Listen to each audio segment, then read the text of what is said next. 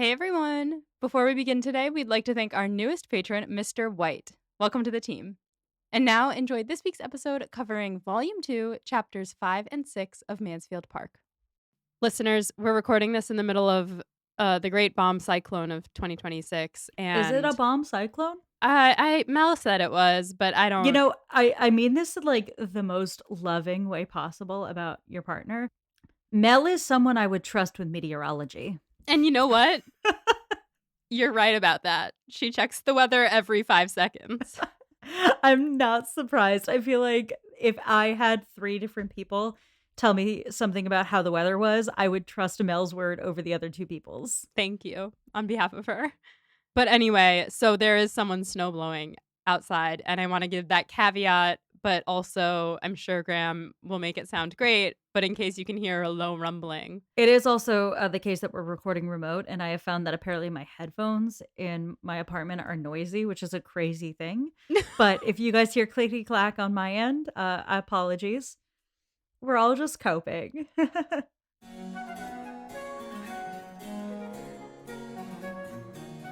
This is Becca. This is Molly. We are here to talk about Jane Austen. We are here specifically to talk about Mansfield Mansfield Park. Park.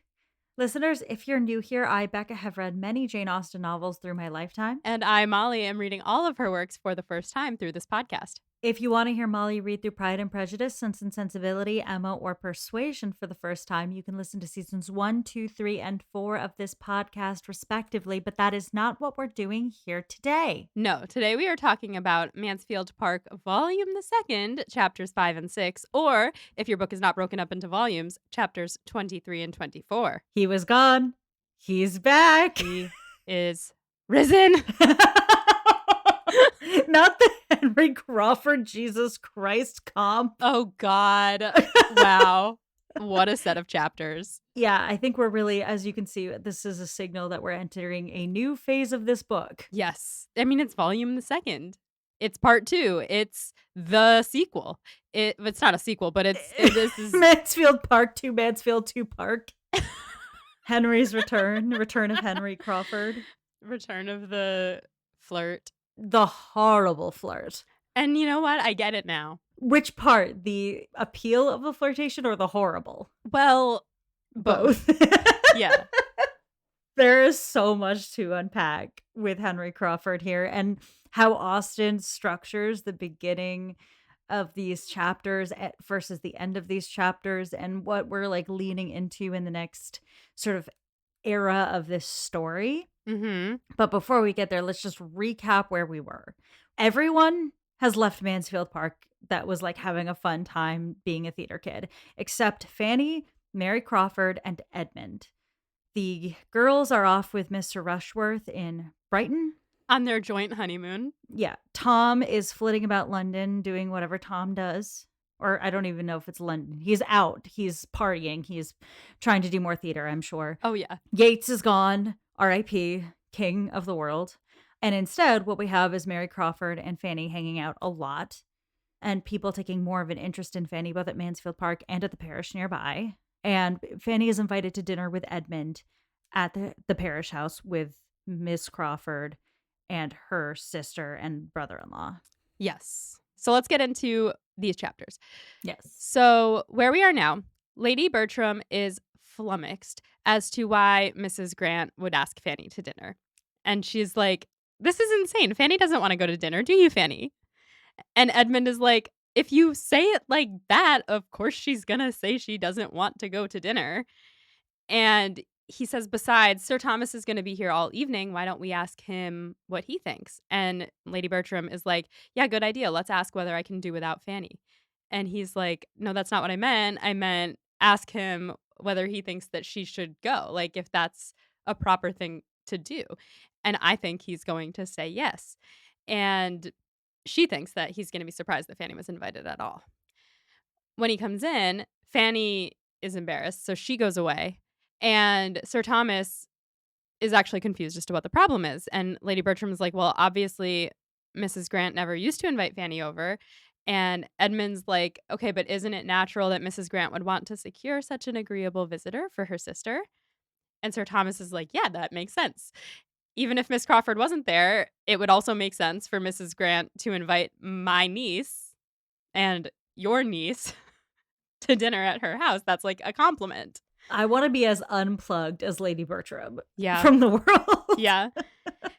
Sir Thomas is surprised that this is the first time that it's happened, actually, like, that she's been invited, and Lady Bertram is like, "But how will I do without her? She always makes me tea when my sister's not here." And he's like, "Okay, well, we can invite your sister over then. Also, I know how to make tea, and I'll be here." Yeah. So, they decide she can go. Edmund goes to tell her that she can come, and she goes, "Oh, I am so glad." And then she turns around and immediately starts panicking because she realizes that she's going to be hanging out with him and Mary together all day. This is so relatable when you secure a really clutch invite, but you don't actually want to go to the event. Yeah, yeah. You're like, "Oh my god, thank you so much for inviting me." Also, like, notice she is not fighting for this. It's like Edmund fighting for this and then Sir Thomas fighting for this, but she's like, okay." Yeah, she actually her first reaction was to say no. Once again, we don't really care what Fanny thinks or wants, do we? No, but luckily for Mary Crawford, the Grants, and for Fanny, like, she can make the most of it because she doesn't get to go anywhere. Yes, this is her first time, aside from, like, when they went to Sotherton, dining out. So she is a little excited. Yes. The next day, Mrs. Norris arrives to take Fanny's place, and she's awful, telling Fanny how obliged she must be to Mrs. Grant for inviting her, how much she does not deserve having been invited, and how there was no reason for her to be invited, how it will never happen again. It's not a compliment to Fanny at all, but rather to the family. And also, if Julia had been there, Fanny would never have been invited. Yeah, just a real all-timer for Mrs. Norris, who has been kind of silent in the last few chapters. Yes, Yeah, we've been getting commentary. People are like, "Do you guys like, I feel like you might not hate Mrs. Norris," and it's like, "No, we do." we do. We Like do. We really like, do. she is one of the most spiteful characters that Jane Austen wrote. But the thing about Norris is that her spite's interesting to me. And it's also kind of funny because it's so rude, it's so mean, it's so abusive that it's like a caricature almost of a person. Yes, it's, like, hard to take her 100% seriously. Yeah, but let's take her seriously just for a second Yeah, here. yeah, yeah. Why is she doing this? Well, she loves to put Fanny in her place. She doesn't like to see Fanny getting recognition, because if Fanny gets recognition and kind of raises her status in this microcosm of a community, then that makes Mrs. Norris less high up. It bottoms her a little bit more on the totem pole of the Bertram family. Yeah, and she's already trying to insert herself as, like, the lady of the house. Mhm. She doesn't like to see Fanny insert herself as one of the sisters. Yes, Fanny operates to make Mrs. Norris more valid in this house because she's not as low as Fanny, which allows her to group herself with Sir Thomas and his children. Mhm. But if Fanny gets grouped up there, then Mrs. Norris can't feel superior to anybody. Right. And we talked about it last time that without Mariah and Julia there, this Norris is actually somewhat correct on Fanny's importance to the household and the society around them does grow. Yes. And we see that in many different areas, which we will get to. Yes. Fanny, after receiving all of this from Mrs. Norris, says that she doesn't really have anything to say, so she just says, "Yeah, I'm getting all of my evening work done so that I won't be missed." And Mrs. Norris is like, "Oh, don't be silly. We don't need you here." Yeah, the specific she's like, "Don't worry, I've got it all done for Lady Bertram." And she's like, "How do you think that you're of any use to Lady Bertram when I am here?" Right. But, like, the whole thing that they literally her whole life, every time she wants to go and do anything, they're like, "How will Lady Bertram do without you?" And then the minute she acknowledges that she might be of help to Lady Bertram, they're like, "Oh, you silly girl." She then goes on to tell her that 5 is an awkward number for dinner, and Mr. Grant had brought this giant table with him and how weird it's gonna be with 5 of them around it, first of all, and second of all, how dare he bring in a large table into that small house? How disgusting is it when people try to act more important than they are by Mm. having a large table? We love a self-aware queen. Yes. Oh, yes. See, for me, I was hearing this and I was hearing her telling Fanny not to think of herself as, more important than she is, but also I didn't clock that this is also Mrs. Norris. That's literally how she lives her life. Yeah, that's so funny. Yeah.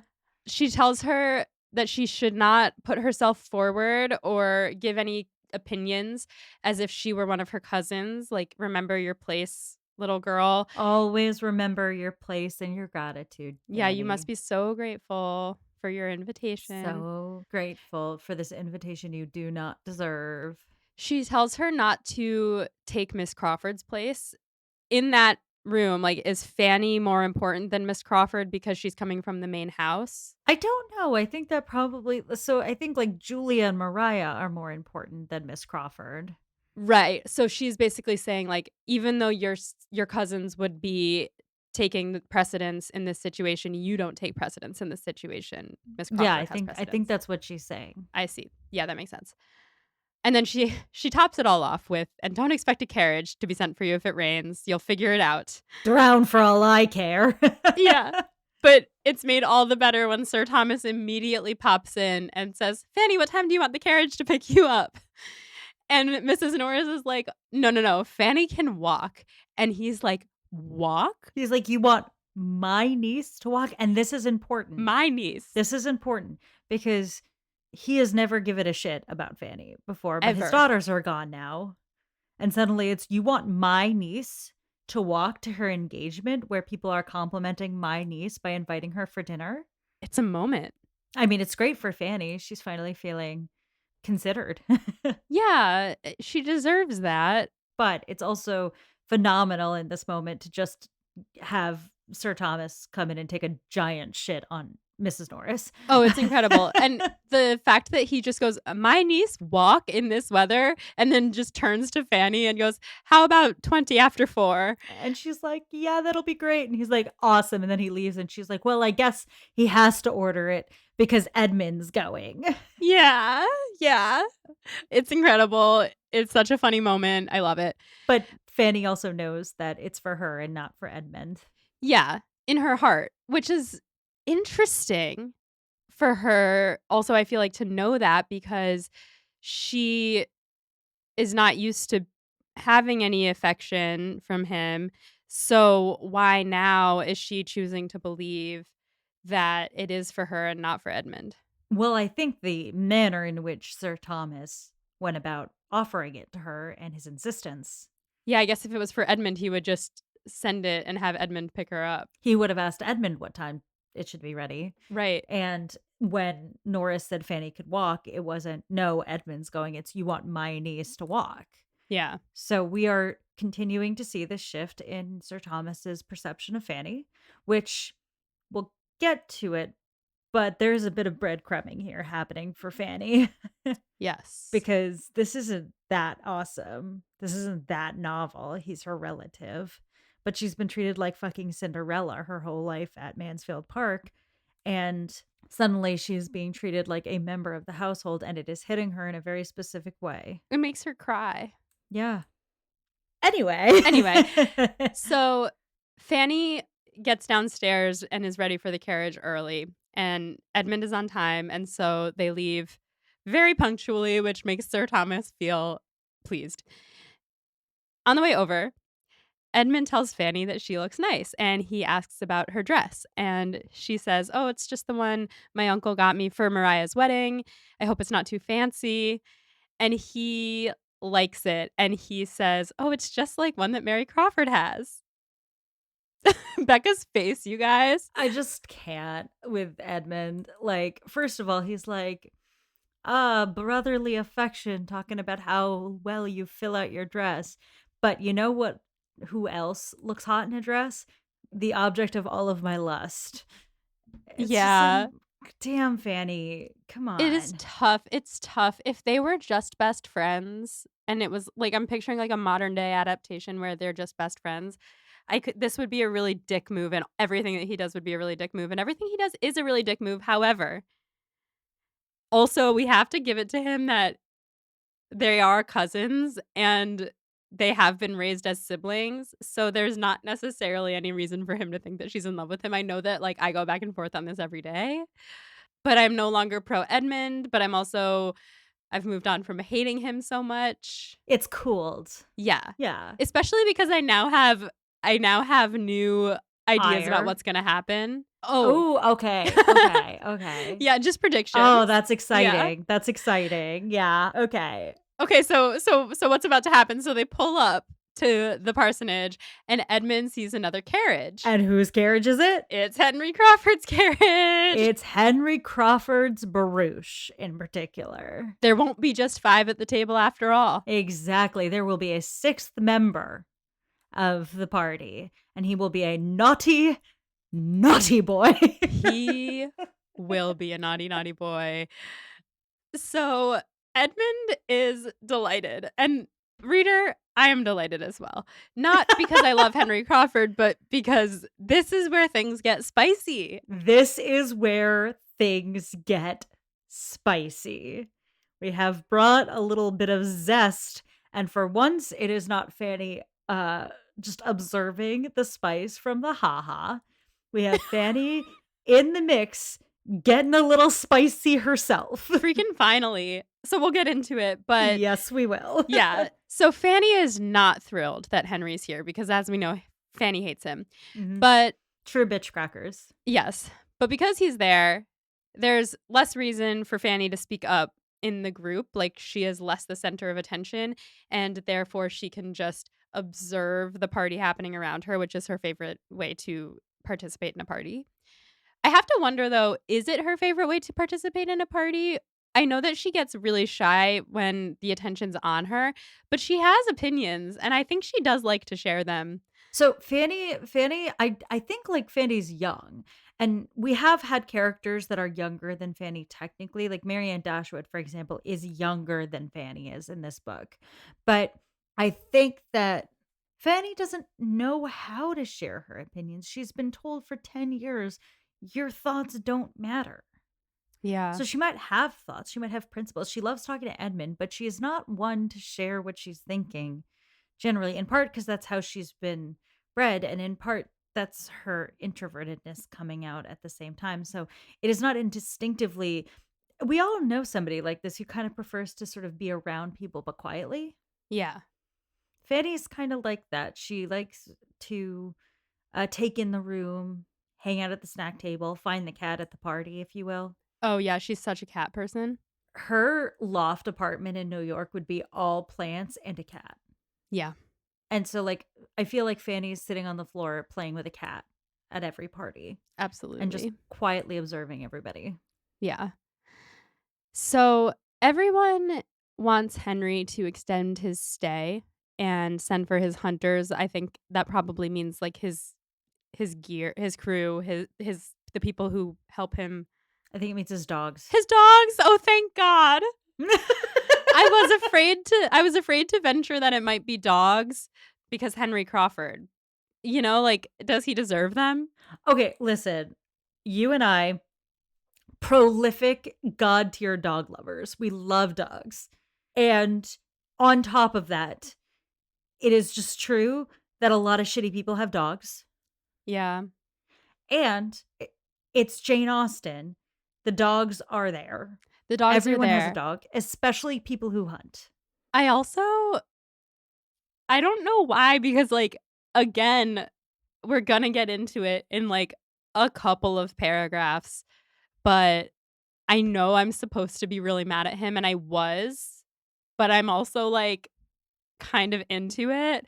And Henry Crawford, I feel like despite being a saucy, saucy minx and a naughty, naughty boy, I feel like he has a really soft spot for dogs. All right, so that's your canon is that Henry loves his dogs a lot. He loves dogs. Yeah, I think that's fair. I'll give it to you. I think we're gonna talk about intellectually what Henry is doing here for us, Yes. Yes. and then what he's doing viscerally. Yes. And yeah, and we'll get into it. I think there's a lot of conflicting stuff that's going on. So Certainly. there's lots to discuss with Henry Crawford. Absolutely. Yeah. Okay, so he seems to want Fanny to encourage him to stay also, and she keeps answering very indifferently, very vaguely, being like, "Oh, maybe, yeah, sure, whatever." And it seems like he is fine. Like, he's fine without the Bertram sisters there, and Fanny is clocking that he is just as happy to be hanging out with all of them here without the Bertram sisters as he was when he was flirting with them, And acting like nothing happened. literally, until he says, "I hear that Rushworth and his fair bride are at Brighton. Happy man." And Mrs. Grant says, "Yeah, Julia's with them too." And he says, "Oh, is Yates with them as well?" And Mrs. Grant is like, "Julia knows better than to talk about Yates to her dad."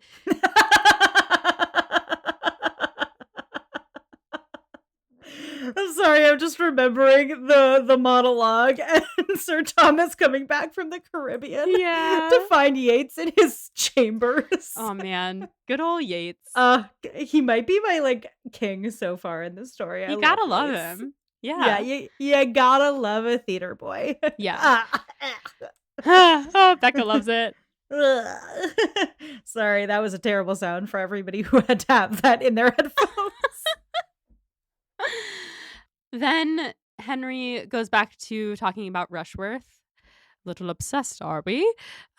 He says, "Poor Rushworth and his 42 speeches. Quote, I'm much mistaken if the lovely Maria will ever want him to make 42 speeches to her. She is too good for him." Thoughts, questions, comments, concerns? First, sick burn. Yeah, it's a really good burn. It's a really good burn. But then adding "she is too good for him" almost reads like he's jealous, which I would be pissed if that's where this was headed. I would be so pissed at him. And what does Fanny say to this? Well, Fanny hates him, and she hates everything that comes out of his mouth. She can tolerate his presence unless he's talking about Mariah. Yeah. And that really pisses her off, which is very telling because Fanny is not particularly close to Mariah. No, but she's got a sense of social decorum that needs to be followed, and he did not follow it. She's also like pissed that like they have shown her more of this because they underestimated her. Yeah. Yeah. She's seen more than the others, except maybe Mary. Well, Mary's seen more of Henry's evil because they're kind of in it together. She's like him. Yeah, she's his sibling. She knows him. She is no better than him by the end of this. Interesting. That is a discussion to have many times through this story. The culpability of Mary Crawford with respect to Henry Crawford. I'm happy to talk about it, or we can talk about it in the study questions. Yeah, well, we'll get to it in the actual story. Yeah, oh yeah, and when it happens in the story for sure. But there's a lot to unpack.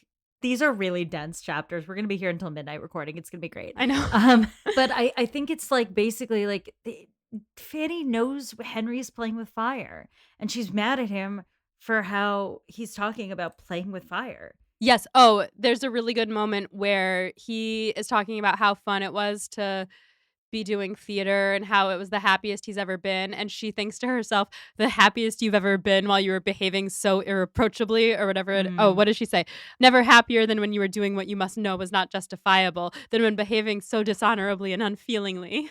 What a corrupted mind. Grumble, grumble, grumble. We've all been there, just hearing someone talk and being like, ugh, you are the worst person. Yeah, and he continues trying to make conversation to her and quietly says to her that they were very unlucky in their scheme getting cut off short, the acting. The winds hadn't been in their favor. They brought Sir Thomas home too soon. And he's like, I'm not saying I wanted his boat to sink. Right. But if maybe the course could have been like a little bit more windy. Yeah, or maybe there wasn't enough wind and he just sat there for another week or so. And Fanny claps back. She's bold in this moment. Becca just pushed up her glasses. There's a little bit of an actually, I think his boat came at the exact right time. Yes, the exact quote is, "As far as I am concerned, sir, I would not have delayed his return for a day. My uncle disapproved it all so entirely when he did arrive that in my opinion, everything had gone quite far enough." I don't think so, honey. Finally, we get a little bit of a spark and a fire coming out of little Miss Fanny. Yeah, it's excellent. That sounds really dirty, but go on. Mm, he is surprised that she's outbursts like this, but after a brief moment, he says, "I think you're right. We had gotten too noisy." Yeah? Mm, he got sat back down, and he kinda liked it. Yeah, he seems to. He It seems at to least like it. seems to have intrigued him. Yes. He tries to get her to engage on other topics, but she immediately retreats back into her shell, and he is unsuccessful. Yes.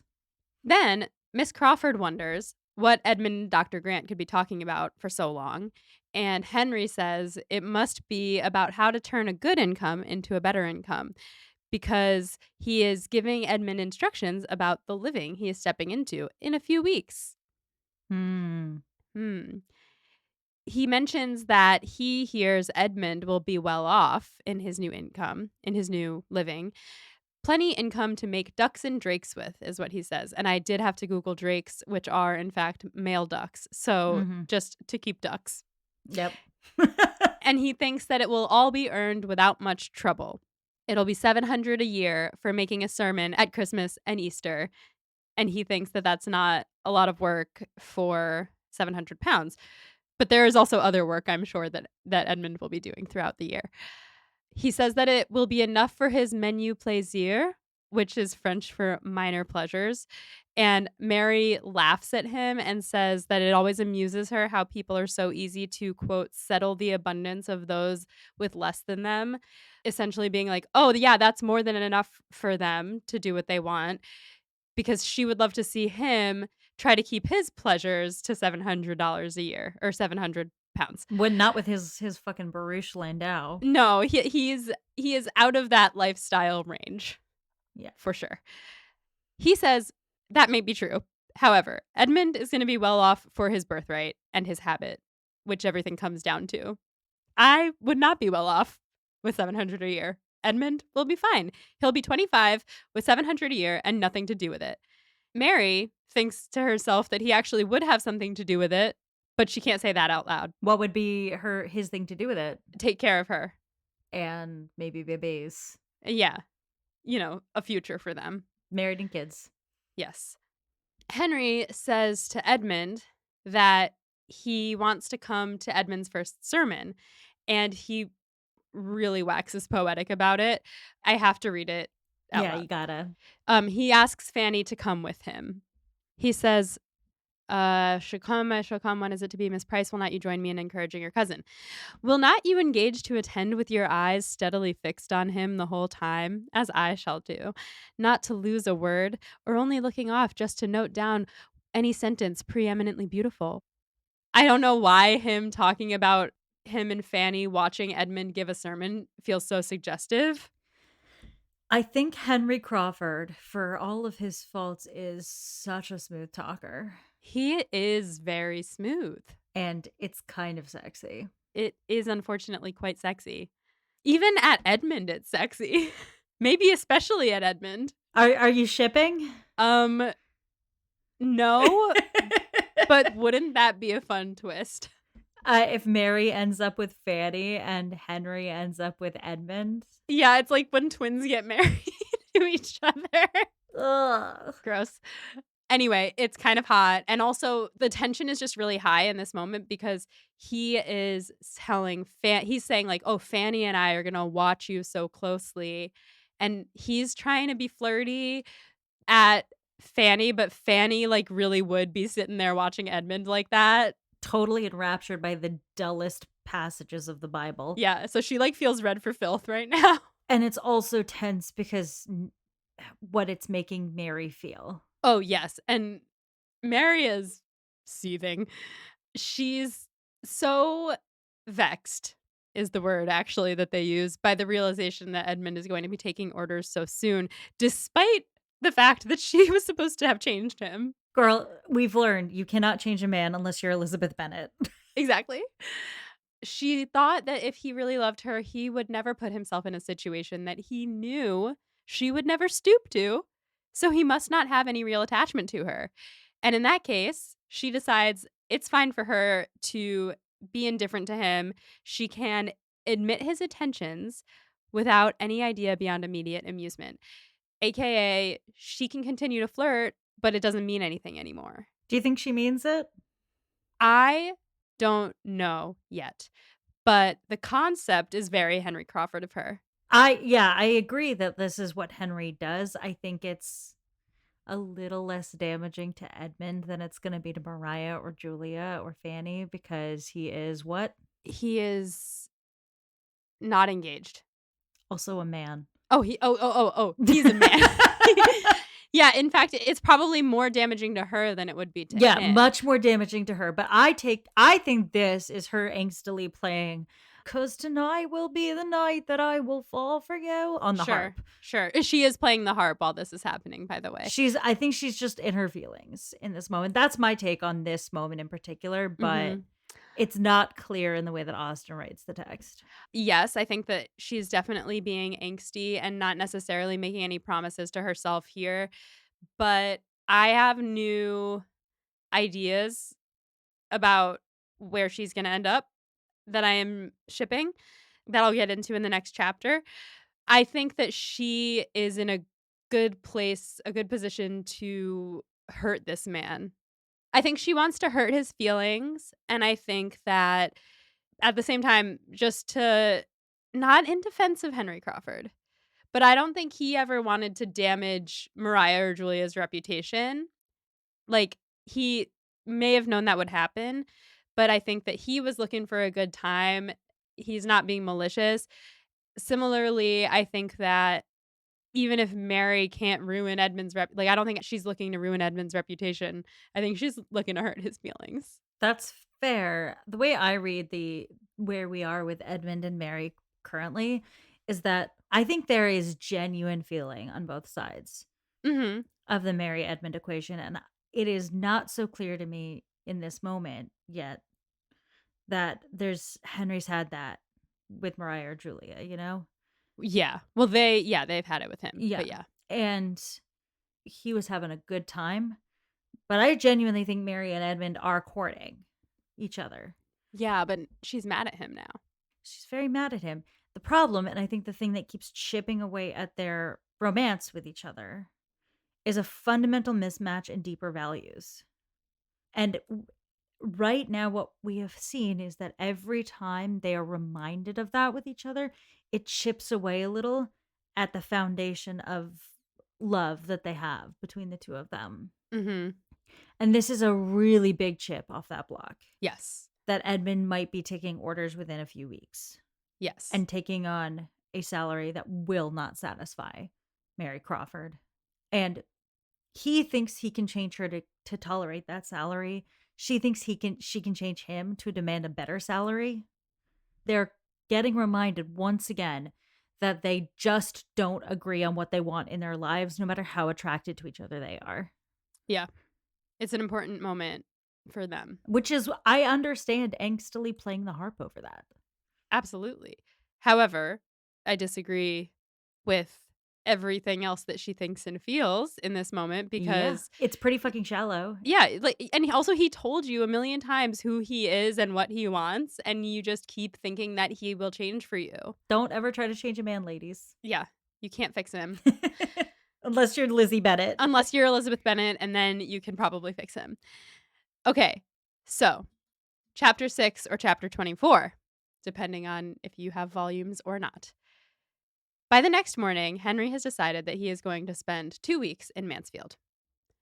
He goes to his sister, checks to make sure no one else is around, and then asks her how she thinks he plans to amuse himself while he isn't hunting.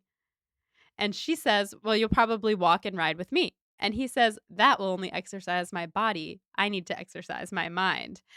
So what is his plan, listeners? What is his plan, Molly? Tell us the plan. His plan is to make Fanny Price fall in love with him. His plan is to make Fanny Price fall in love with him. Yes. Oh my. Listen, you guys. I'm not pro him doing this, but it is awesome for the plot. Phenomenal for the plot. Also, kudos to you for calling that some lasagna might grow something between these two early on in the book. Yeah, I called it, you guys. I called it. And here we are.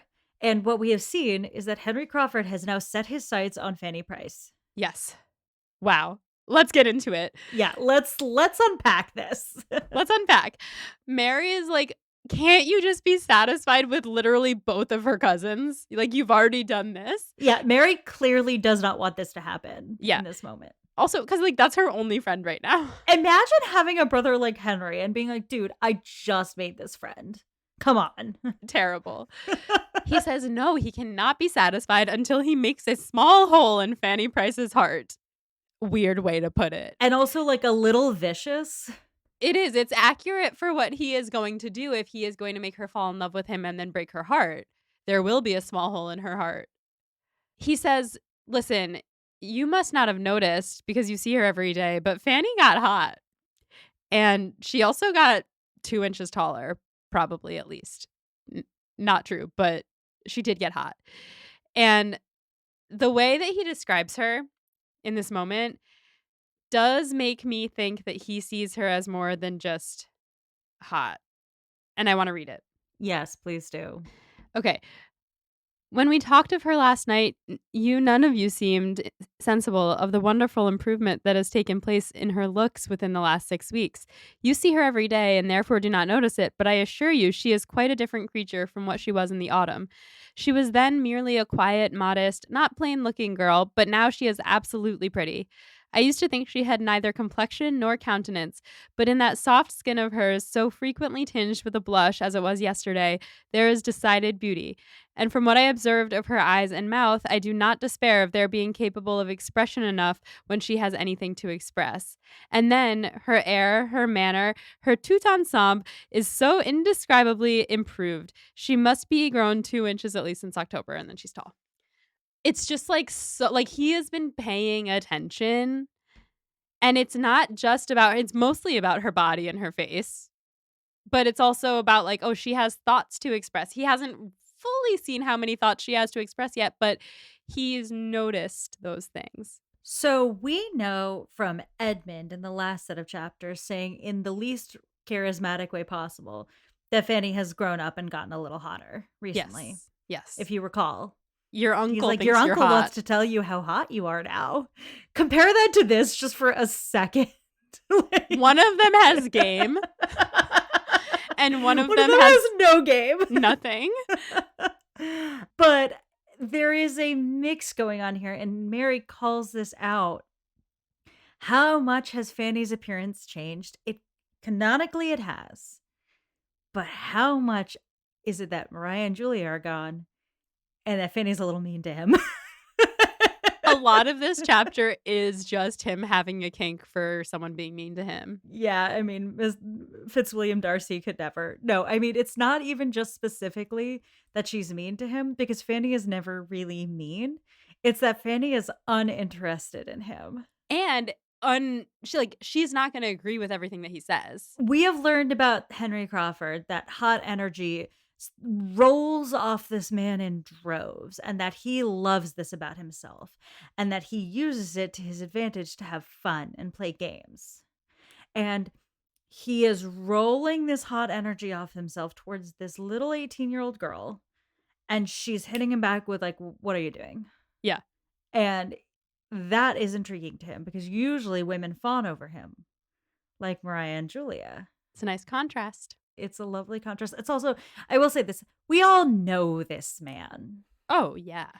The guy who needs to get the woman who is least interested in him, no matter what. Yes. It's a game for some guys. It is. There's a forbidden aspect to it, but it's like not forbidden for Henry precisely. It's more that like he's a man who prides himself on bringing women to their knees and making them fall in love with him. And Fanny, by all accounts, should be the easiest mark, but already she is more challenging than her, more educated, sexier, more arrogant cousins. Yeah. She's more of a puzzle for him. Yes. And he loves a puzzle. So he's just said all of this, and Mary is like, you only think she's taller because there's no tall women to compare her to now. And also, she was wearing a nice gown, and you never seen her in a nice gown, but she hasn't actually changed her at all. Really, the only reason that you are interested in her is because she's the only girl in company for you to notice. And you must have a somebody, is the exact quote. Mary agrees, though, that Fanny is pretty, but she's not striking, and there's not a huge improvement. And even if you do chase her, you're not going to convince me, Mary, that it's because of her beauty. It's just because of your idleness and folly. And he just continues being like, I don't know what to make of her. Is she solemn? Is she queer? Is she prudish? Why doesn't she like me? He's never met a girl who doesn't like him before, like you just said. He's never met a girl who doesn't like him before. And Mary's like, you piece of shit. You like, just love to want what you can't have. She's like, so that's why she's caught your eye. Yeah. It's because she was mean to you, isn't it? Oh, yeah. She hopes that he won't break Fanny's heart because she really does like Fanny, and Fanny's too good a person for that. She's like, she's a sweet girl. What are you doing? Yeah. She does think a little love might do Fanny some good. Like, it might help animate her, but don't go too far, essentially, is what she says. And this is where Mary loses me a little. Fight a little bit harder for your friend girl, but the thing is that she's saying you're only interested in Fanny because she's the only girl around now. But that is also true of Mary Crawford. Well, no, because there were other men around and she was interested in Edmund. No, sorry. I should specify. She's only interested in Fanny's friendship because there's no other girls around. Ah, yes. Yeah. That is true. Yeah. So she's accusing him of this, but she literally, that is why she's friends with Fanny and why she's been hanging out with her. It's almost like that's also how Sir Thomas is operating. It's almost like that's how all of them are operating. It's almost like the moment that Mariah and Julia leave the house, it's just like, Fanny, take over as young girl in a house. Yeah. I'm just realizing now that, like, I was, like, so siding against Henry Crawford when I was reading this, but it's also true of literally everybody else. I would say that's accurate. And we will get to, listeners, do not worry. We're going to get to the study questions. We are not going to entirely let Henry Crawford off the hook for this horrendous behavior, no matter how sexy it is when he says it. Yes. And you all saw, I don't know if you all saw on Instagram, but I texted Becca as soon as he said, I'm going to make Fanny Crawford fall in love with me. I texted her, I cannot believe the audacity of this man, or something like that. Mm-hmm. And I cannot. However, this man has a lot of audacity. He just simply carries it on a lot of nice words. A lot of charm. Pure charm. So he's a very fun character to read. You see what I mean? And also, like, we'll get to this. Like, we are really, like, not in Fanny's point of view right now at all. Yes, correct. Like, we don't know what she's thinking about all this. Not quite yet. Not yet. But I am getting excited because I like a rom-com, and this finally is starting to feel like one. So, Henry says, if 2 weeks can break Fanny's heart, then her constitution is to blame, not me, which is unfair. But he says that he's not going to do her harm. He just wants her to, like, be constantly thinking about him and also never be happy again after he's gone, but nothing else. This is my funniest quote, so I'm going to save reading it for later, but I thought this was really funny.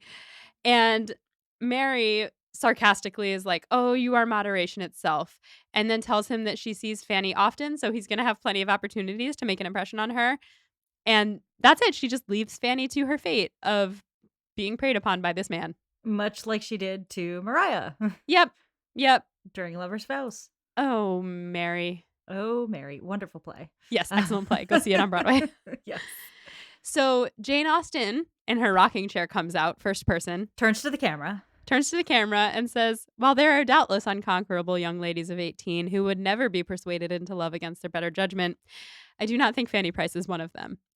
However, Fanny Price is in love with another man. She is currently salvaged from this situation by her deep adoration for her entirely Rizless cousin. Yes, her love for her first cousin Edmund. Thank God. Thank God for cousin love. Yes. However, Henry continues his attentions and he adapts them to what she is giving back. He adapts them to her gentleness and delicacy, and soon she hates him a little less. She doesn't like him, but she hates him a little less. Yeah, and you can see it. So, like, this also tells you something about Mariah Bertram in, like, the first half of this book, which is that Henry is a chameleon to what the woman wants. And Oh, you can see that in the first half of this book, Mariah was looking for a little bit of danger, she was. a little bit of excitement. Fanny is not looking for that. She carries a deep longing for her like really boring first cousin who has been like a brother to her. And you see, okay, and Henry gets to know her and he starts to adapt himself by being a little gentler, by being a little bit more polite. And Fanny's like, okay, you can exist around me. How are we supposed to know if someone is being a conniving chameleon or if they are genuinely changing to make someone more comfortable and like adapting to a situation isn't necessarily a bad thing. No, not at all. And I think there's more to go off of here because, like I said, we do not live exclusively in Fanny's point of view in these chapters. Yeah. We live with Henry's point of view for a good chunk of this chapter, which is really interesting because he's frankly been a sideshow for most of the book so far. Yeah. An entertaining one, but a sideshow nonetheless. Yeah. So, pulling back, Jane Austen says, don't worry, listeners. Don't worry, readers. You thought Fanny was going to be strong enough to resist this guy. She is not. But don't you worry about Fanny. She has another iron in the fire that is keeping her going pretty strong. And so we could just watch this transpire and not worry too much about Fanny for the time being. Yes. And actually Fanny has other things to worry about or to be happy about now Guess who's because not dead? her brother William is not dead. In fact, she's been corresponding with him religiously for 7 years, but we didn't really get to hear about that. We talked about the fact that she corresponds quite regularly with her brother William. We did. We never got to read any of their correspondence. No, we did not, but we did know it was ongoing. We did. But more importantly, you wanted to know if any new characters were going to get introduced. William Price is coming back. Yeah, he is. He is arriving back in the United Kingdom. Yes. So she had gotten a letter from him, but Henry had actually been trying to bring the news to her. He had found out about William the day before. And so he was like, I'm going to go find out where her brother is now. He goes into town. He finds out that her brother is coming back. He gets all excited. He brings the news back to her and he finds her with a letter all excited that her brother is coming back. And he's like, rats, because he thought that bringing this news to her would make her fall in love with him, which is like kind of a sweet thing to do though. And Fanny is like, that is very sweet of you. Thank you. Yeah. Molly!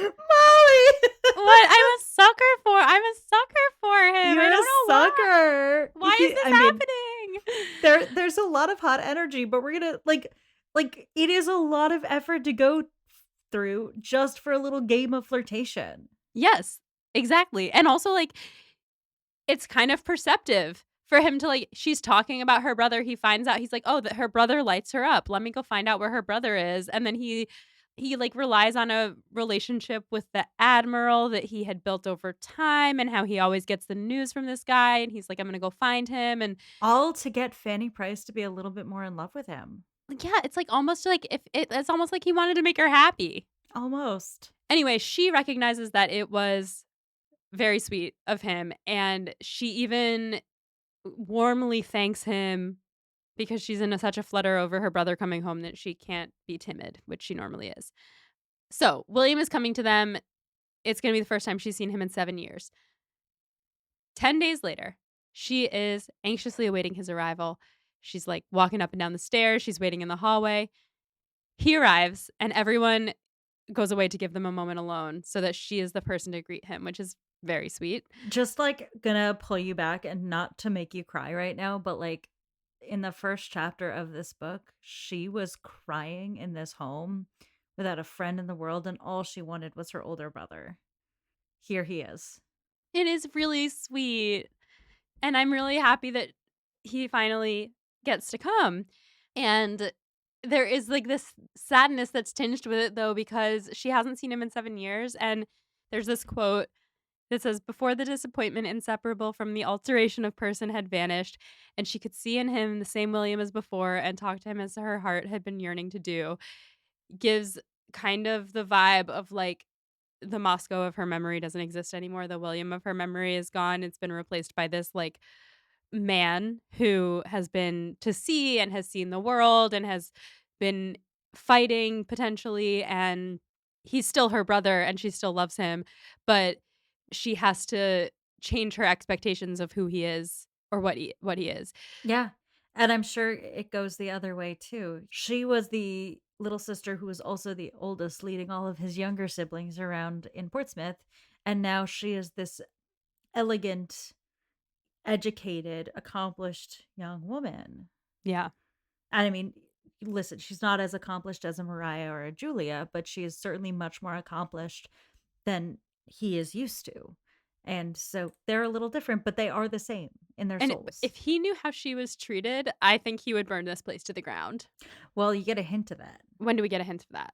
One of the only things they disagree on is how harsh to be on Aunt Norris. Oh, yeah, yeah, yeah, yeah, yeah, yeah, yeah, yeah. But, okay, before we get to their conversations, I wanted to say that he's arrived and Edmund and Sir Thomas are, like, making sure Mrs. Norris specifically stays away from the reuniting because they wanna make sure she has, like, a nice moment with him, and then it takes her some time to recover from her initial, like, whiplash of, like, "I haven't seen my brother in 7 years, and now, oh my god, here he is." But eventually she does recover, and she can see that she is still the first object of his love, and he is much better at expressing his feelings than she is, so he tells her how he's feeling, which is nice. And then they settle into their life here a little bit, and they're walking together every day, and Sir Thomas and Edmund are watching them and seeing Fanny enjoying herself, and they're feeling happy about that. And she has never been so happy in her life except for the moments where Edmund, like, randomly compliments her. Which I mean, like, poor William, because William literally, like, survived the seas, the high seas, writing to his sister constantly for 7 years and made his way to Mansfield Park to see her as one of, like, the first acts when he comes back ashore. Yeah. And Edmund just is, like, sometimes like, "Oh, I'll hand you a pen, don't worry." Ugh. So someday, listeners, someone's gonna call us out and be like, "Excuse you, you're so unfair to Edmund Bertram. Today is not that day, and we will continue to be irritated by this character, sorry to say." Yeah, that's fine. It's fine. You can get mad at us. Get mad. I dare you to defend Edmund Bertram to me. Yeah. So William is her bestest friend in the whole wide world, and she can talk freely to him. He cares what she thinks. He wants to hear what's going on with her, what's going on in her head. He can tell her about her family, and their opinions, like you said, differ only in that he thinks that they should be harsher on Mrs. Norris for what a dick she is. And Fanny's like, "Oh, it's not that bad." And he's like, "Fuck her." Yep. I love that. Love William, love his stance on Mrs. Norris. Yeah. They talk about the past together, and Jane Austen peeks her head out once again to say that siblings have a special bond that cannot be matched by anyone later in life because they don't share those same early memories that siblings share with each other. And for Fanny and William, no time apart could ever change their bond, which is especially sweet knowing how close Jane Austen was with her sister Not only her sister, but her brother in the Navy, and right? her brother in the Navy. Yes, yes. Everyone loves William, and Henry is jealous.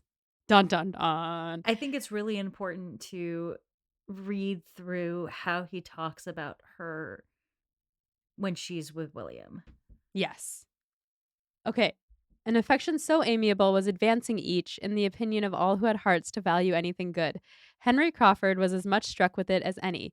He honored the warm-hearted, blunt fondness of the young sailor, which led him to say, with his hand stretched toward Fanny's head, "Do you know, I begin to like that queer fashion already, though when I first heard of such things being done in England, I could not believe it." And then there's this whole thing about Henry likes Fanny's hair, and Anyway, and saw with lively admiration the glow of Fanny's cheek, the brightness of her eye, the deep interest, the absorbed attention, while her brother was describing any of the imminent hazards or terrific scenes which such a period at sea must supply. He loves watching Fanny listen to her brother talk, and Yes. he loves watching her blush. Hmm. Specifically, these looks are not generally reserved for Henry. He does not get to be the one to make her face light up, Right. but William does. And Henry gets to witness William do that.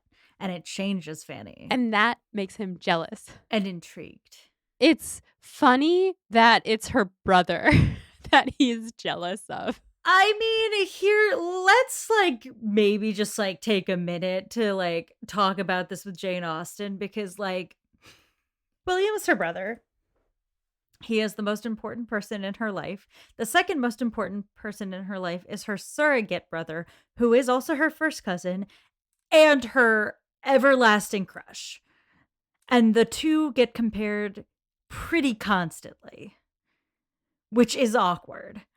Especially so there's something to the fact that like William and Edmund are constantly compared as the two most important people in Fanny's life, the two objects of her most deep affections, and they're both very brotherly towards her. Mhm. William is literally her brother.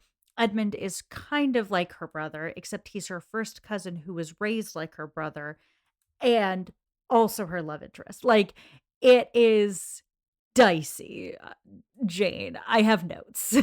Yes. Yes.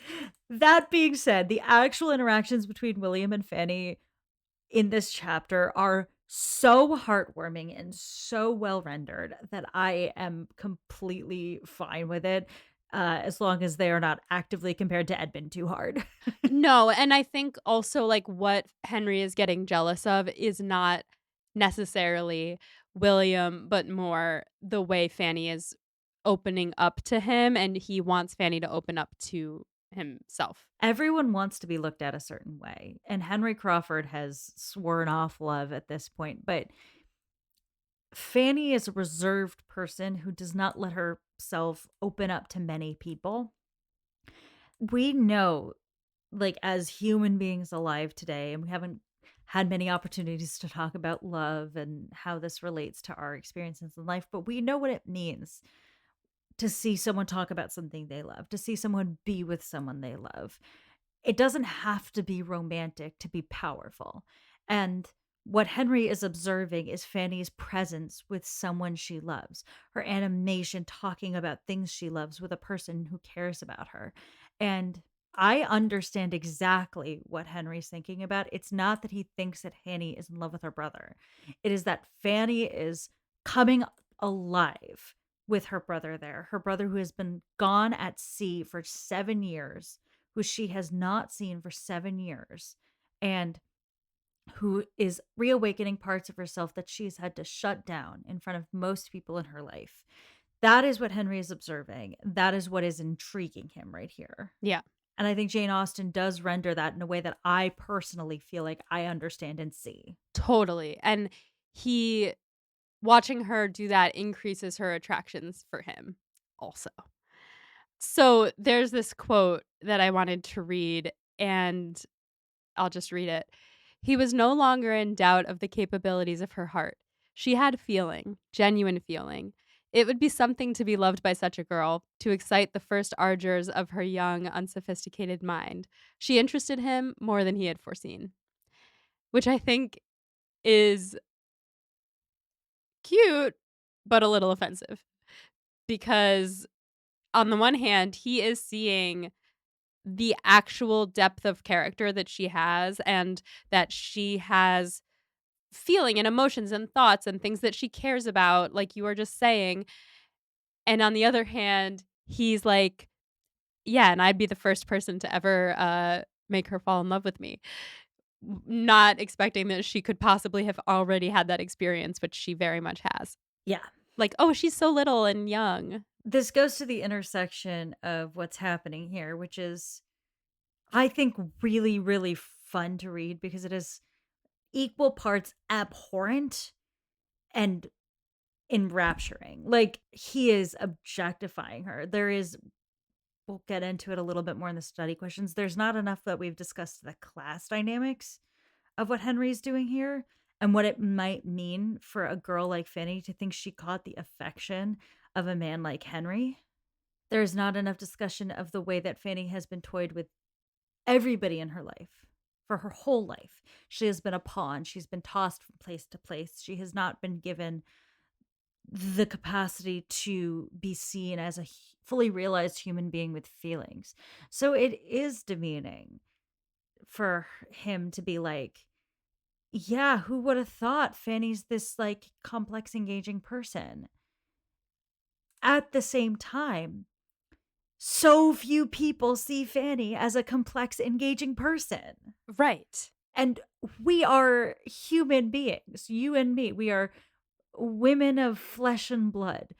We are going to have a reaction to a man with hot energy, starting to show tenderer parts of himself and starting to notice things about a woman. That's gonna be a thing. I think both things are really, really true here. Yes.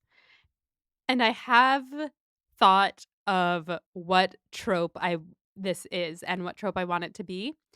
And How to Lose a Guy in 10 Days, 27 Dresses, like any movie where a guy or a woman is writing an article about someone and flirting for the bit and falling in love. yeah. That's what I want to happen here. Flirting for the bit and falling in love. Yes, Gotcha. exactly. Gotcha. So, whatever magazine he works at, let's find out. But I Crawford's Weekly. Yeah, that's why I think that is why, because 27 Dresses was my favorite movie for like several years. How have we not talked about this? 27 Dresses, it was your favorite movie? I was obsessed with 27 Dresses. What? Okay, listen, that is a classic rom-com, but I think that is so funny because I think of 27 Dresses as like the quintessential rom-com in that I think it has every single rom-com trope in it. Every single one. You got getting changed in the back of the cab. You have doing it for the article. Mm-hmm. You have cynical man and earnest woman. You have overlooked younger sister to bitchy blonde older sister in a really sexist way that poor Malin Ackerman has to deal with a lot. You have unrequited love. You have Judy Greer playing the best friend. Always. You have her working for some sort of like indescript magazine thing and him working for some indescript magazine thing. Always the bridesmaid, never the bride. You have a dance sequence to a classic like oldie. You have the like costume montage. You have the one person of color who is the token best friend to the dude. You have I think it is every single trope. I think dead mom too. Yeah. Every single one. And why do you think I love it so much? I'm not saying, I just think it's so funny. Like I think of it, it's like, it's a classic, but I don't think of it as a favorite because it's just so a rom-com so heavily in like a specific way. I feel like it's just so the trope itself that like it's so focused on being a rom-com that sometimes it does forget to be a plot. Not in a bad way. It is a delightful movie, but like if you compare it to like Oh When Harry Met Sally, and I think it's Aileen Brosh McKenna wrote it. Like really classic rom-com screenwriter. How did you know that? I love Aileen Brosh McKenna. She's very smart. Yes. She's great. Yes. I do not mean to shit on 27 Dresses. I do really like that movie. Well, it's a perfect rom-com. That's the thing. It's a quintessential rom-com. Yeah. So anyway, all that to say that Henry Crawford is pulling a 27 Dresses here, is similarly pulling a How to Lose a Guy in 10 Days. I could probably think of more of these, but accidentally catching feelings while flirting for the bit. Yeah. As we are so close, listeners, to the end of these two chapters. And then we just have 1,000 study questions. Yeah. So, we can do this. Henry decides that he is going to stay indefinitely. Sir Thomas calls on William a lot to talk about his travels, and everyone loves to hear about his adventures. And Henry feels a little jealous while listening to the adventures because he's kind of like, oh, maybe I should have gone to sea and been more like William Price. So much heroism and usefulness and exertion and endurance. And I, meanwhile, am just me. He acknowledges his own selfish indulgence and feels shame for all of like 4 seconds until someone asks him if he wants to go hunting tomorrow, and William expresses a wish to hunt, and he's like, "Oh, right. I'm rich. I can provide William with all of the equipment and the horse to hunt tomorrow. Maybe that's my purpose." Phew, I have done my duty for my country. Yeah, he's like, "Thank God I'm rich." Fanny is nervous for William despite him, like, having had 7 years of experience in the Navy. She's worried he's gonna fall off his horse, and she won't be easy until he returns in one piece. Once that successfully happens, she can admit that Henry has done William a kindness in bringing him hunting, and she gives Henry a smile, and that incites Henry to say William can use his horse for as long as he remains at Northamptonshire. And that is the end of that chapter. Before we get to the study questions, I'll say this very quickly. Fanny, I mean, I'm not an expert on horse riding or sailing, but my understanding of the difficulty and danger of being on a ship in Her Majesty's fleet in this time period compared to riding a horse is so different in terms of like skill sets. Like Yes. William does the hard thing and was probably on a horse. Oh, yeah. But Fanny's world is so small. Exactly. That's why I'm like, Fanny girl. Yeah. Come on. Like Yeah. anyway, that brings us to the study questions. We have gone so over, but we have some spicy and we are holding on to it for dear life, listeners. Okay, so patron study questions to start. Listeners, as a reminder, if you want us to answer your questions on the air, you can join our Patreon at the $15 tier. Okay, so we got a lot of questions for these chapters. So if I do not ask one of your questions, I apologize. I promise I'm trying to ask at least one per patron because I want to make sure you guys all get to partake in the conversation. But if I do miss something, I apologize. So I'm going to group together questions from Avi and Janae about Fanny's new sort of place at Mansfield Park. Basically, they both sort of asked about how she's becoming more central to the story and that Sir Thomas is making her more central to his experience at Mansfield Park. What does this say about how the characters are feeling about Fanny and whether or not this is good for her? I think that Sir Thomas doesn't necessarily think more highly of Fanny than he did.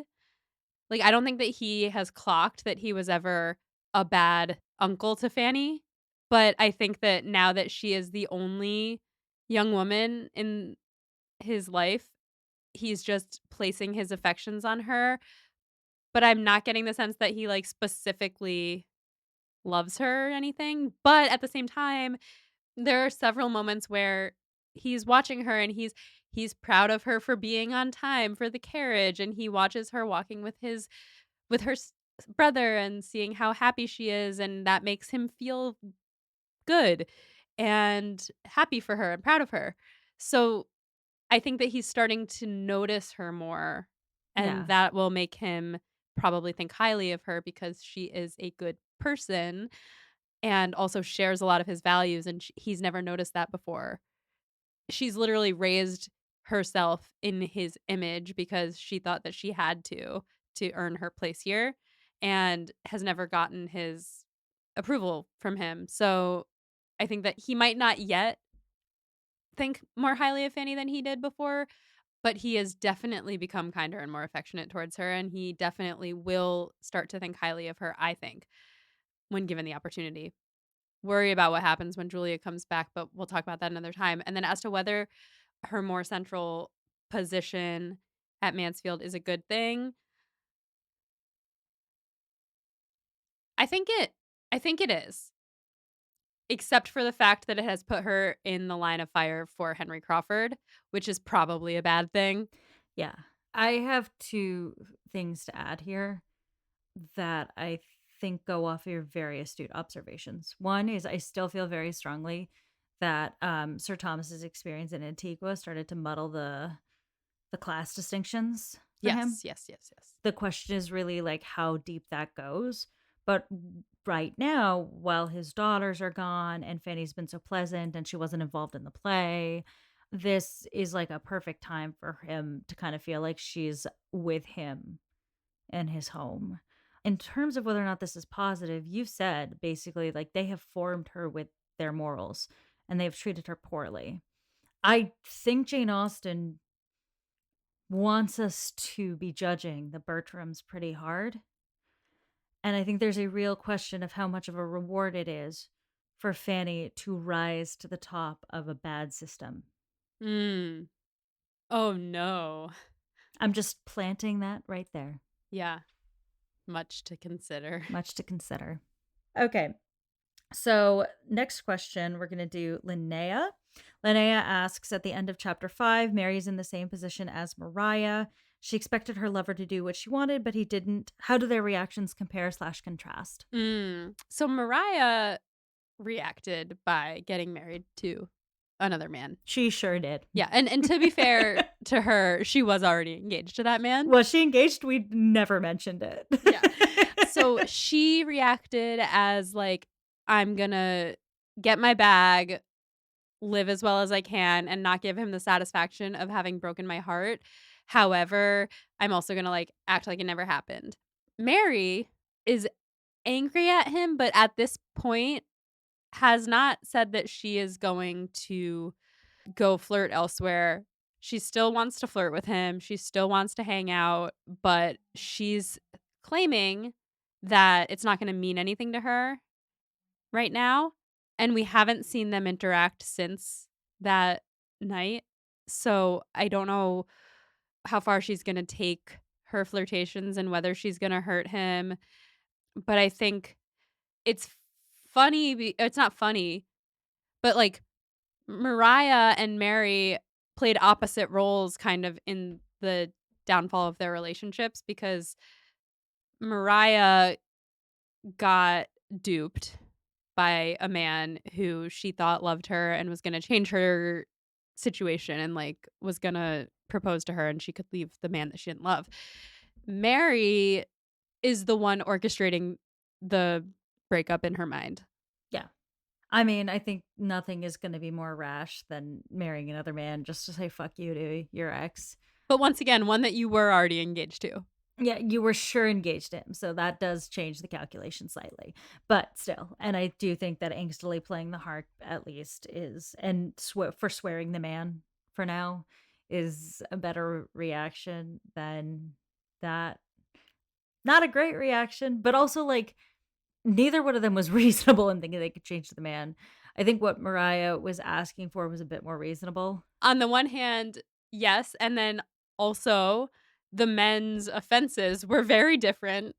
One of them was flirting with her with no intent to marry, and the other one is just being in the clergy and has never lied about the fact that that is what he is going to do. Whereas I think Henry certainly hid the ball on his intentions. Yeah, so there's a different villain in each of these relationships, actually. Yeah. Speaking of villains, Angelica asks, when Henry shares his plan with Mary to, quote, make a hole in Fanny's heart, the narrator tells us she leaves Fanny to her fate. What do you make of this decision? What does it reveal about Mary's morality? Does it change how you feel about her at this point? So, like you said, it's the same thing she did to Mariah. We're just more emotionally attached to Fanny. Right. I mean, even at the time, we thought it was bad that she was letting it happen to Mariah. And I'm trying to think back to what I said about it then. I imagine I said something along the lines of, like, it's not her job to make sure that other people are doing what they're supposed to be doing, but also, like, it makes her less of a good person. Yes. Now that they're attacking our main character, it reinforces to me that Mary really doesn't care that much about Fanny. And we talked about this a little already, but the fact that she and Henry both are interested in Fanny for the same reason, which is that they're bored and that's the person who's there. So that sucks. She at least puts up slightly more of an effort with Fanny, but it is completely damning that she just goes, "Well, only break her heart a little, I guess." Yeah. Yeah. Even from the beginning, she's like, a little love might do her good, but please don't like break her. Yeah. I'm of two minds on this. I think I made it pretty clear. So, like, we can talk a little bit more about Henry's culpability here, too. Cause, like I said, like, it is one thing to play fast and loose with engaged Mariah or highborn and hopeful Julia. Fanny comes from nothing. And as you know, an advantageous match for a woman like Fanny is life changing because of the economics of dating in Jane Austen, Graham the sound effect. Henry is very wealthy. And pulling out from the fact that we know Fanny doesn't like Henry right now, and we know that she is holding a torch for her cousin Edmund. If we didn't know that, if he were just going for Fanny and trying to toy with her emotions, the idea of playing with the reputation and hopes of a woman whose situation in life would be completely different if Henry Crawford were to be in love with her is not good behavior. The flippancy with which they both treat that, I think, is the worst part of it for me.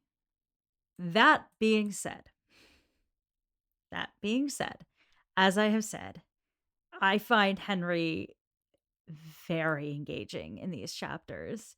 And the way that, and we'll get to it, the way that the narration goes gives us some of the contours. If we were just getting Fanny's perspective after hearing that conversation between Mary and Henry, Henry's actions would be abhorrent. But we're not. We're getting Henry's perspective. I guess we're going to skip to my study question about the different narrations in this chapter because it's giving us Henry is actually observing things he's drawn to in Fanny. He's learning about her and it's making him want to act differently. He wants to, he's ashamed that William has done more for his country than him. And to go back to Mary on this, the thing that's like giving me pause about it is I have this thing about men doing terrible things and the women who are complicit or complacent in those things being more criticized than the man doing the thing. I'm not defending Mary's actions here. They are bad actions. She is being bad. But it bothers me that she gets as hard a time on this as Henry, because I do think Henry is the one who's choosing to do this, and Mary would prefer he didn't. And it's like, what is she supposed to do here? She has tried to encourage him away from it. I would want her to try harder. I'd maybe try to warn Fanny if I were her. But like you said, there's only so much she could do in this situation. Yeah. So like that's my two brains on this. Like you heard me talk very passionately about like how cruel it is to a woman like Fanny to play with her this way Yeah. and how unacceptable it is to be blasé about her feelings in this manner. At the same time, Mary's not the one who's doing it. Henry's the one doing it. Yeah. Hold men accountable for their actions. Yes, it's like women can be evil. Women do evil things all the time. But a woman knowing a man's doing an evil thing and being hypocritical about it is objectively less bad than the man doing the bad thing.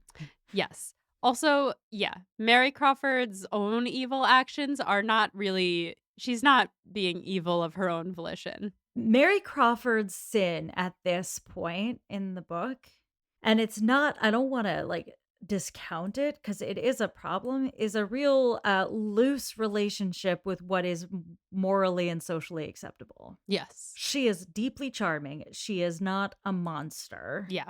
She's a bit of an asshole, but one who has feelings, which I think makes her a pretty cool character to read. And this set of chapters kind of showcases this perfectly. She is hurting over what's going on with her and Edmund. She's not necessarily being fair to Edmund, she's not necessarily being that fair to Fanny. She should be pushing back harder against her brother's bad actions. Mhm. But ultimately, loose morals Yeah. is really her sin, not any like active action happening right now that is harming another person. Yes. And just to go back to the narration question. Yes, this is a Becca study question. I think Austen's swapping back and forth between narrators in this chapter is really crucial to how this book goes forward. Yes. And you said something about if we were just getting Fanny's perspective, Henry's actions would be abhorrent. But if we're thinking of it from Fanny's perspective, she doesn't know that he's doing this on purpose. Like, she just thinks that she's getting attention from him. So, I mean, I guess from our perspective, if we know that, then it's heartbreaking. Yeah, so what I'm saying is if we get a picture of the conversation between Henry and Mary and then we just swap to Fanny's perspective. First of all, Fanny doesn't realize he's giving her attention. That's true. Fanny thinks he's being a little bit more pleasant this time around and maybe he's not quite as bad as she thought. Yeah. She is not clocking that he is flirting with her. No, you're right. You're right.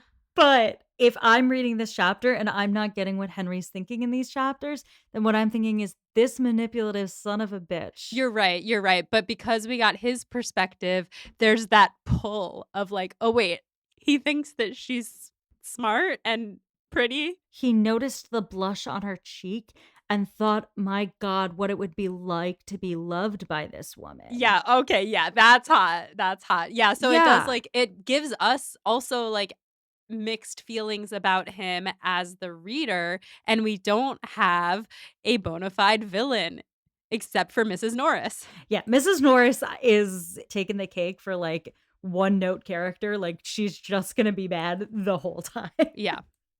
But everybody else is living in different shades of gray. And a lot of these characters are a pretty dark shade of gray. And Jane Austen is judging them hard. But I find the Crawfords in particular pretty interesting because you do slip into their perspective every so often. And they are people with feelings. And like you're getting to feel their feelings with them. And say what you want about Henry Crawford. I sure have. It is a breath of fresh air to have him feel a romantic thought and to read it compared to Fanny's ongoing morose crush on Edmund. Yeah. Okay, so back to Henry and back to William. There were a couple questions on Henry, Fanny, and William back to back. So we're going to rapid fire through those, okay? Great, yeah. This is from Janae. Do you think Henry Crawford has spent time around people like Fanny and William, and is that part of the interest? I think he has not. I think he is despite loving to, like, move around and never be in one place, I think he's kind of sheltered and has only known other people like him. I think it's kind of a different question between William and Fanny, though, Yes, because I yes. don't know how different Fanny translates to the Crawfords than her cousins. You're right. I think he hasn't spent much time around people like William, who comes from nothing and has worked his way up in the Navy. I don't think he spent a lot of time around people like Fanny either. I just don't know that he is cognizant of that fact. Right, right. All he's clocking is, "This person doesn't like me." He hasn't spent time around people who don't like him or who aren't charmed by him. So in that way. Women who are not charmed by him, Yes, yeah. yes. So in that way, he hasn't spent time with people like Fanny, and that is part of the interest, yeah. And I think that his interest in William mostly stems from how Fanny lights up around him. I mean, he seems to have some interest in William's sacrifices for his country too. Yeah. It makes Henry feel like he is shallow. Again, for like 4 seconds, but yes, he does have And he's that like, thought. I got this. Borrow my horse for our hunting. Yeah, but yes, he does have that thought. Okay.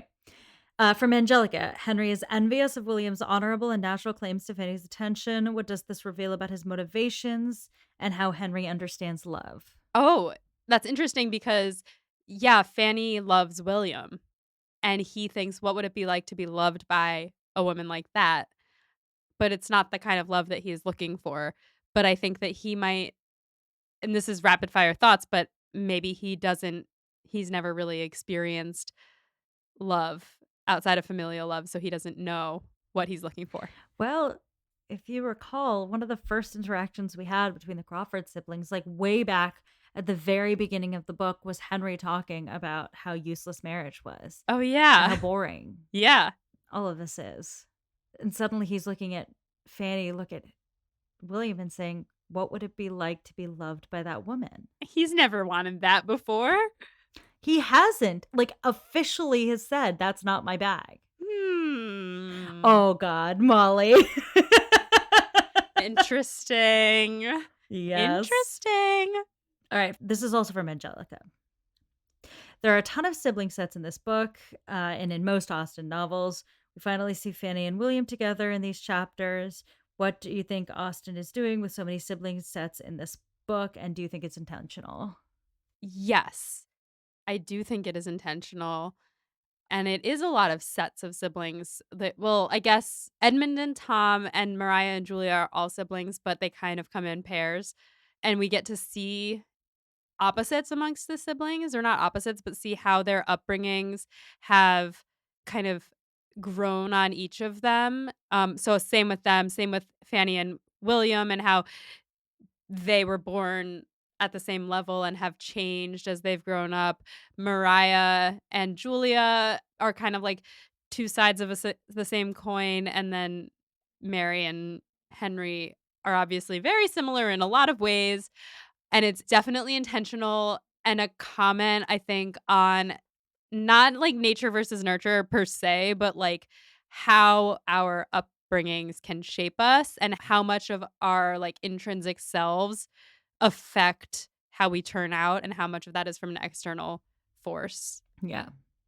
I also think that the fact of the other siblings in the novel highlights how Fanny and William do not get the luxury to grow up together. That is a luxury to Yeah. have in this world. Jane Austen in her rocking chair pops in to say so. Exactly.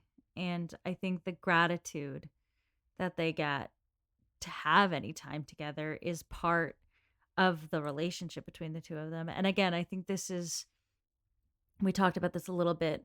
I think we feel Jane Austen's affection for her own brothers in this character. Yeah. So it is like a tragedy that these two kids did not get to be together in their youth.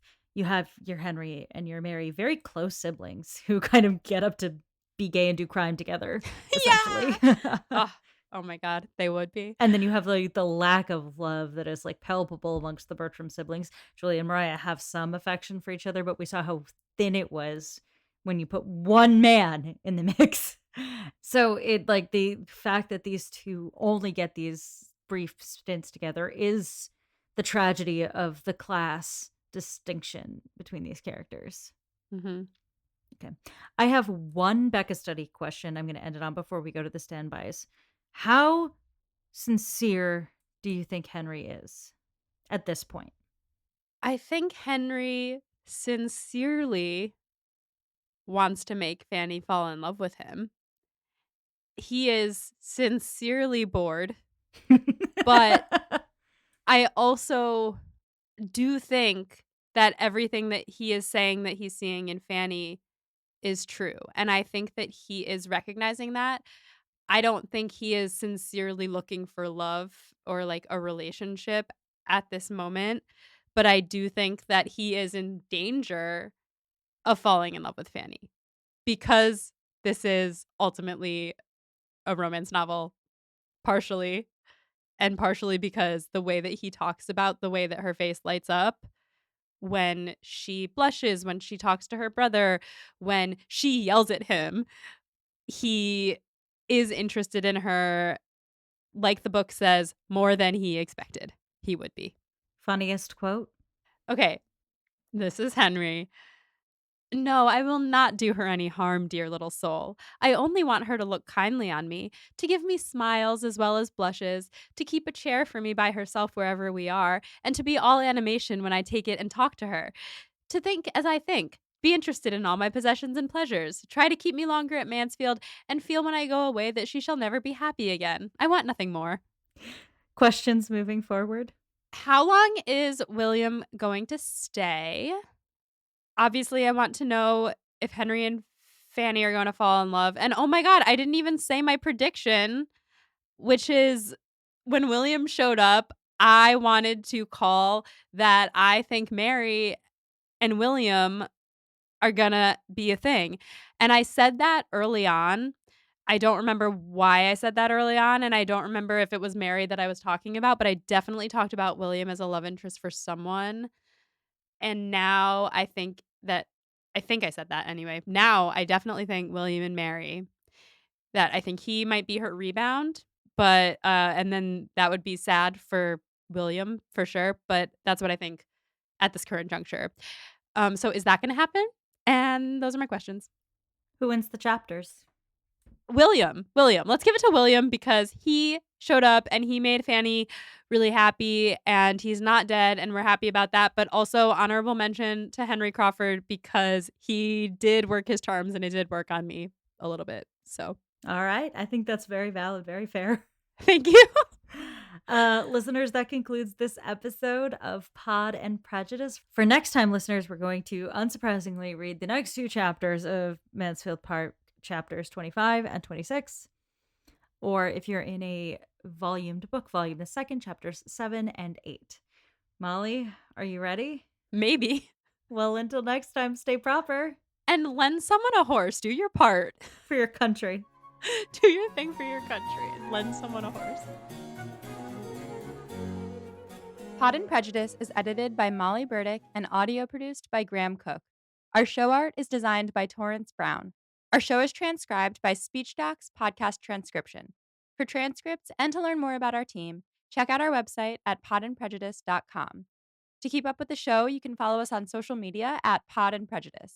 If you love what you hear, check out our Patreon to see how you can support us, buy some merch at podandprejudice.dashery.com, or just drop us a rating and a review wherever you get your podcasts. Stay proper.